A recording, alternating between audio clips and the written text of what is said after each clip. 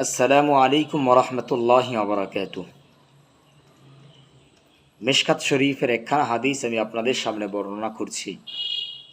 হজরতে ওমর রাদিয়াল্লাহু তাআলা আনহু থেকে বর্ণিত, নবী করিম সাল্লাল্লাহু আলাইহি ওয়াসাল্লাম ইরশাদ করেন, আয-যুলমু যুলমাতু ইয়াউমাল কিয়ামাহ। জুলুম কিয়ামতের দিন ভীষণ অন্ধকার হয়ে দেখা দিবে।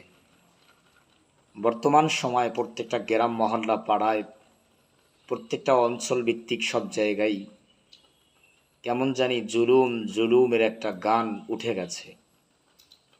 প্রত্যেকটা মানুষ কেমন জানি জুলুম করছে, কিন্তু জুলুমটাকে মনেই হচ্ছে না যে তিনি জুলুম করেছেন।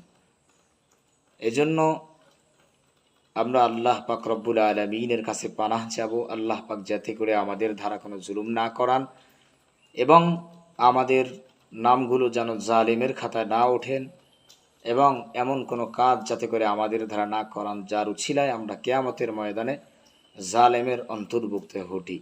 আল্লাহ পাক আমাদেরকে এই হাদিসের উপর আমল করে সামনের জিন্দিগিগুলোকে ভালোভাবে চলার তৌফিক দান করেন। আমিন।